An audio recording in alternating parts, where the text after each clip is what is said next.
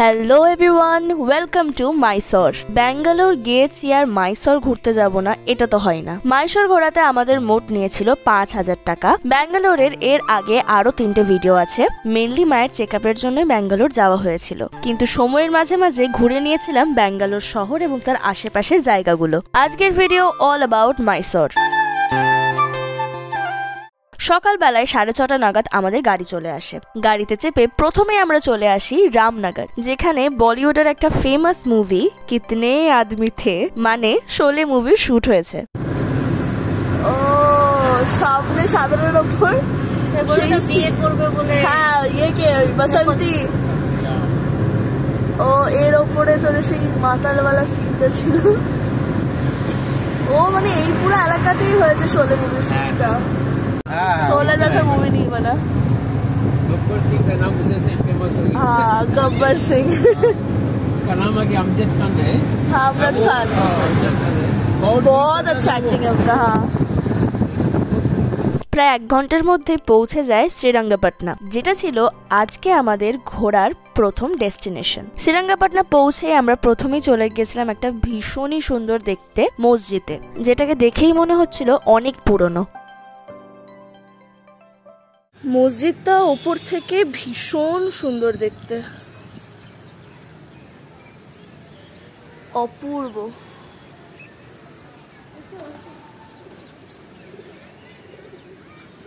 তারপরে দেখতে পাই আমরা এই জায়গাটা, যেখানে যুদ্ধের পর টিপু সুলতানের মৃতদেহ পাওয়া গিয়েছিল। এটা দেখার পরই আমরা চলে যাই রঙ্গনাথ স্বামী টেম্পলের দর্শন করতে। মন্দির চত্বরটি বেশ বড় আর মন্দিরটি ভীষণ সুন্দর দেখতে, যদিও মন্দিরের ভেতরে ভিডিও করা বা ছবি তোলা অ্যালাউ ছিল না।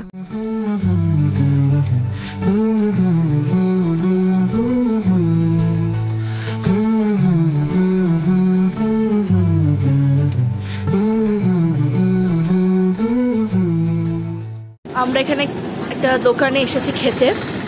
আমি ইডলি নিয়েছি আর বাবা নিয়েছে এখানে পুরি। আমার তো খুব ভালো লেগেছিল, কিন্তু বাবার মাথা গরম হয়ে গেছিল লুচির সঙ্গে সাম্বার দেবে কেন। এরপর আমরা দেখে নিই টিপু সুলতানের কিলার ধ্বংসাবশেষ।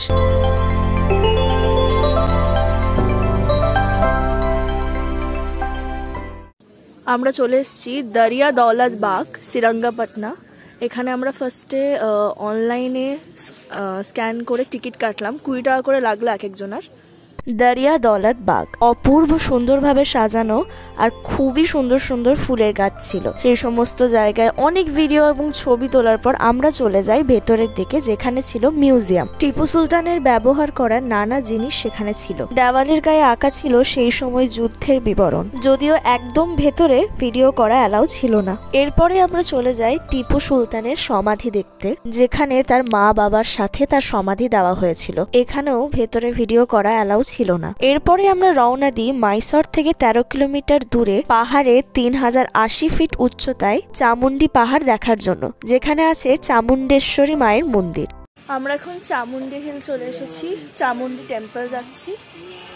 এখানে এক জায়গায় গাড়িটা থামিয়ে দিলে এখান থেকে হাঁটতে হচ্ছে, হেঁটে উঠতে হবে। চারিদিকে দোকানপাট, এখানে প্রচুর কিছু আছে।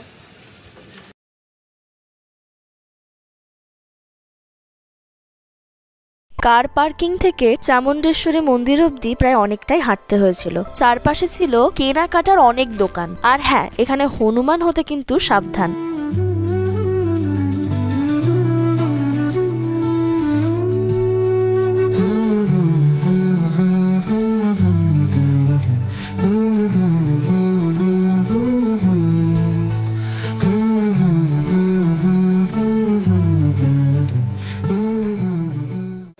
এখানে প্রচুর ভিড়, প্রচুর লাইন আছে।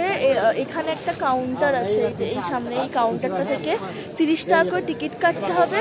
দেন এই মানে এই যে মন্দিরটা ঘুরে পেছন দিক দিয়ে একটা লাইন আছে, পুরো লাইনটা ঘুরে এসে তারপর সামনে দিয়ে দর্শন পাওয়া যাবে।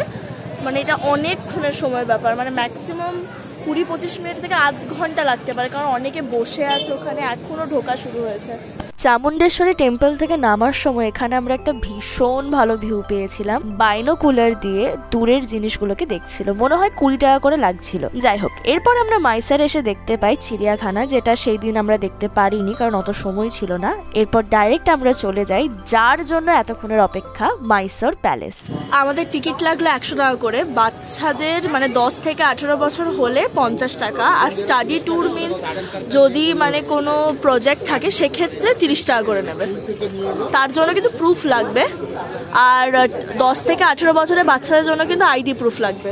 আর এখানে মাইসোর প্যালেস খুলে টাইমিং হচ্ছে সকাল 10টা থেকে বিকেল 5:30 অবধি। প্যালেসটা দেখেই একটা ভাইব আসছে, মানে আলাদাই দেখতে। এখানে ঢুকেই ডান দিকে একটা মন্দির আছে, আর এইখানে হচ্ছে প্যালেসটা এত সুন্দর দেখতে। মানে এখানে তোমরা চাইলে যদি গোটা রাউন্ড একটা ঘুরতে চাও তাহলে এখান থেকেও ভাড়া করতে পারো এগুলো। এটা কোনো কলেজ থেকে এসছে মনে হয় সামনে। ওয়াও,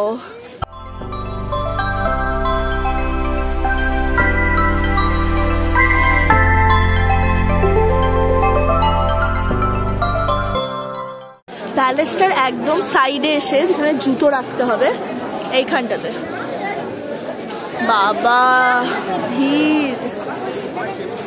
জুতো রাখতে আমাদের কাছে 2 টাকা করে নিল। প্রথমে একটা ব্যাগ কালেক্ট করে জুতোগুলোকে ঢুকে পাশের একটা কাউন্টারে রাখতে হচ্ছে। এবার আমরা প্যালেসে এন্ট্রি নিতে পারবো। মাইসোর প্যালেস সবার মুখে অনেক নাম শুনেছি। প্রাসাদের সৌন্দর্য অতুলনীয়, এত ভালো কারুকার্য যে কি বলি। প্যালেসের আরেকটা নাম হলো অম্বাবিলাস।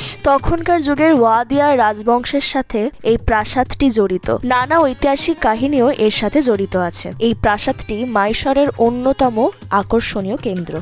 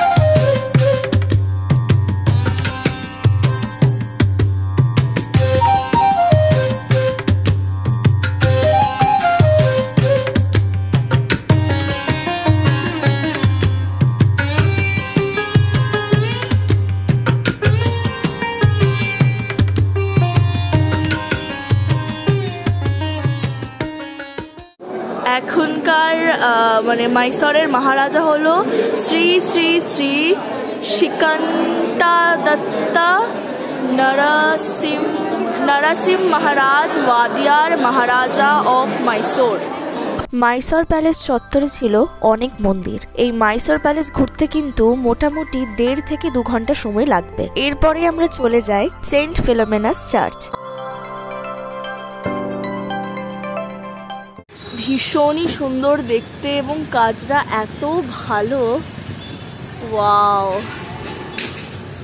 সামনের দিকে এন্ট্রি।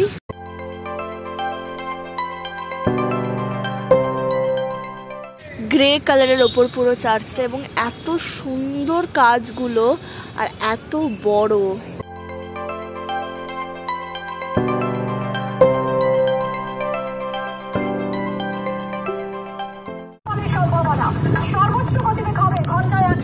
না মানে এটাই হয়, আমরা যখনই সাউথে আসি একটা না একটা ঝড় আসবেই।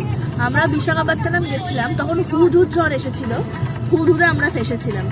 এবার আবার ডানা, এবারও আমরা সাউথে আছি ব্যাঙ্গালোরে, আর আমাদের আবার ডাইরেক্ট ট্রেন পাওয়া যায়নি, তো আমাদেরকে ফার্স্টে ভুবনেশ্বর যেতে হবে।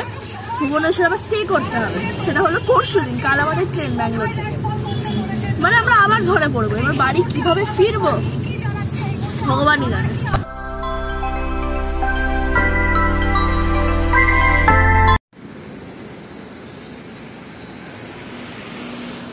এখানে একটা জায়গায় আমরা চা খেতে নেমেছি। আমরা ব্যাঙ্গালোরের থেকে আর ওই 40 কিলোমিটার দূরে আছি। মেন বেস্ট ব্যাপার হলো এখানকার লোকটা আমাদের ল্যাঙ্গুয়েজ বুঝতে পারছি না, আমরা এর ল্যাঙ্গুয়েজ বুঝতে পারছি না, ইশারায় কথা হচ্ছে। সাবরেক কিতনা হুয়া, ইশারায় কথা চলছে ল্যাঙ্গুয়েজ প্রবলেমের জন্য। কি সমস্যা। ও কি করলো বলো তো? 50 টাকা 50 টাকা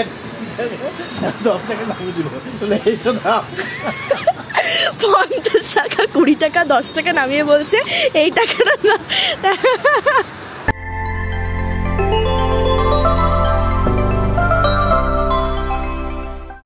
আমরা স্টেশন পৌঁছে গেছি। লাকিলি আমাদের ট্রেন ক্যান্সেল হয়নি।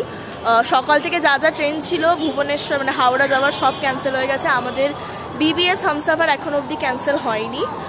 এটা ভীষণ একটা রিলিফ যে আমরা কারণ আমাদের আবার ঝামেলাটা হচ্ছে কি আমরা ডাইরেক্ট ট্রেন পাইনি, তো আমাদের ভুবনেশ্বরে আবার একদিন স্টে করতে হবে। তারপরে তো ভুবনেশ্বর থেকে হাওড়ারও যে ট্রেনটা সেটা এখন অবধি ক্যান্সেল হয়নি। ভীষণ লাকি আমরা। স্টেশনে দেখলাম অনেক ভিড়, তার আরেকটা কারণ ছিল অনেকেরই ট্রেন ক্যান্সেল হয়ে গিয়েছিল। আমাদের লাক ভালো ছিল, আমাদের ট্রেন ক্যান্সেল হয়নি। আমরা ট্রেন আসার 1 ঘন্টা আগেই স্টেশনে পৌঁছে যাই। কিছু কাজ না থাকায় স্টেশনে এমনিই ঘুরে বেড়াচ্ছিলাম। তারপরে আমি আর বাবা বেরোই রুটির খোঁজে, কারণ মা অলরেডি হোটেল থেকে চিলি চিকেন বানিয়ে নিয়েছিল। আর সব থেকে মেন ব্যাপার হলো SMVT ব্যাঙ্গালোর স্টেশনের বাইরে কিন্তু প্রচুর বাঙালি হোটেল আছে, মানে প্রচুর খাবারের অপশন। তারপর চলে আসে আমাদের ট্রেনে 1 রাত কাটিয়ে পরের দিন সন্ধ্যের মধ্যে আমরা পৌঁছে যাই ভুবনেশ্বর স্টেশন।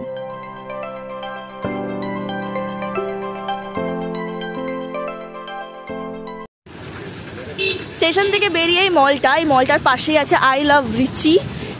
এর পাশের যে গলিটা, এটা দিয়ে গিয়ে মানে এখানকার সমস্ত হোটেলগুলো, মানে থাকার হোটেলগুলো, খাবারের হোটেলগুলো সব আছে একদম স্টেশনের বাইরেই। প্রথমে আমরা গেছিলাম এই চন্দন লজে। এখানেও আমি মানে ইউটিউবে অনেক জায়গায় দেখেছিলাম যে হোটেলের রেট ম্যাক্সিমাম 500 কি 600, বাট সেটা এখন বলছে 1000। তাই হোক, এই চন্দন লজের পাশেই একটা গলি আছে, ওই গলিটা দিয়ে সোজা গিয়ে ডান দিকে আমরা একটা হোটেল পেয়েছি, চন্দন লজ। তার পাশের এই গলিটা সেন্ট্রাল লজ, আই গেস আমাদের এটার নামটা। হ্যাঁ, ভুবনেশ্বর সেন্ট্রাল লজ, যেখানে AC, নন AC এবং ডরমেটরিও মানে অ্যাভেলেবেল আছে। এবার এটা না একটাই সমস্যা হচ্ছে, রুমটা একটা উঁচুতে, 3 তলায় যেতে হবে। আর অন্যান্য জায়গায় এখন প্রচুর রেট বলছে। দেখা যাক, আমি এখনো রুমটা দেখিনি, বাবা দেখে এসেছে। শেষমেশ আমরা হোটেল পাই 700 টাকায়। ডানা ঝড়ের উপদ্রবের জন্য হোটেলের রেটগুলো এত বেশি ছিল, নয়তো 500 টাকাতেও রুম পাওয়া যায়। ঠিকই ছিল, 1 রাত কাটাবার জন্য যথেষ্ট। তারপরে আমরা বেরিয়ে যাই ভুবনেশ্বর শহরটা হালকা করে ঘুরতে। ইডলি, ডোসা, সাম্বার, এরপরে আমরা ফাইনালি এগ চিকেন রোল খাচ্ছি। একটা করে গোটা গোটা রোল খাওয়ার পরও মানে আমি নিলজ্জের মতো বললাম বাবাকে, বাবা মোমো খাবো, বিকজ মোমো দেখে আমি আর পারছি না সামলাতে। আমরা এখানে মোমো খাচ্ছি, অবভিয়াসলি বোলপুরের টেস্টের মতো তো নয়। 2টো চাটনি দিয়েছে, আর চিকেনটা মানে চিকেন মোমো মানে মোটামুটি খেতে আর খারাপ না, বাট মোমোর তার টেস্ট পাওয়া যাচ্ছে, ছাড়ো না, পড়বে না।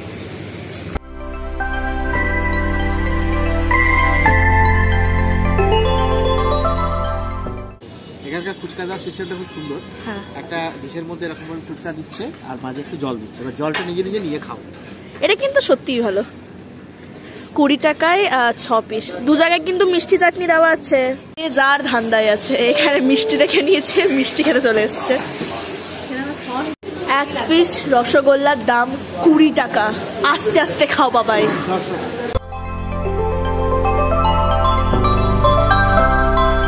আমরা বিশাল লাখ নিয়ে এসেছি। আমাদের ফালাকুনমা এক্সপ্রেস না ফালাকনুমা এক্সপ্রেস কিছু একটা নাম, ভুবনেশ্বর থেকে হাওড়ার ছিল, যেটা স্লিপার ক্লাসে আমি কেটেছিলাম, কারণ বসে বসে যাওয়ারই ব্যাপারে, বিকেলের মধ্যে হাওড়া পৌঁছে যাবো।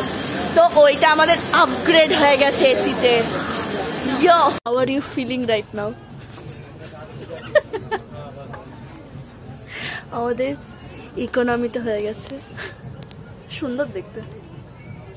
এটা আমার ফার্স্ট টাইম ইকোনমিতে। আমি আগে 3rd এসিতেই গেছি, যতবার গেছি। দেখতে সুন্দর, না ভালো দেখতে, একটু আরে হ্যাঁ একটু স্পেসটা একটু কম, হ্যাঁ স্পেসটা কম, বাট দেখতে সুন্দর। ডানা ঝড়ের জন্য চারিদিকের অবস্থা ছিল ভীষণ খারাপ। ট্রেন থেকে দেখতে পেয়েছিলাম মাঠের পর মাঠ ডানার কবলে প্রায় ডুবে গিয়েছিল। এটা আমরা কোথায় এলাম বাবাই? আমরা এসেছি এখন ভদ্রতে। আর ভদ্র ভদ্র হ্যাঁ, কালকে পরশু যে ঘূর্ণিঝড়টা সকালবেলায় হয়েছে সেটা এখানেই হয়েছে। তবে এমনি দেখে যেটা বলতে পারছি গাছপালা সব ঠিকঠাকই আছে, তবে খুব বৃষ্টি হয়েছে প্রচুর। এবারের ব্যাঙ্গালোরের ট্রিপে অনেক কিছু এক্সপিরিয়েন্স করেছি, কিন্তু মায়ের চেক আপও ভালোভাবে হয়ে গিয়েছিল, আর যেগুলো আমি ঘুরবো ভেবেছিলাম সেগুলো কমপ্লিট করেছিলাম। এবার তোমরা অবশ্যই জানিও কেমন লাগলো আমার এই ভিডিও, আর যারা আমার চ্যানেলে নতুন তাদের যদি ভিডিওটা ভালো লেগে থাকে অবশ্যই সাবস্ক্রাইব করো, অ্যান্ড লাইক কমেন্ট শেয়ার করতে ভুলো না। Thank you everyone.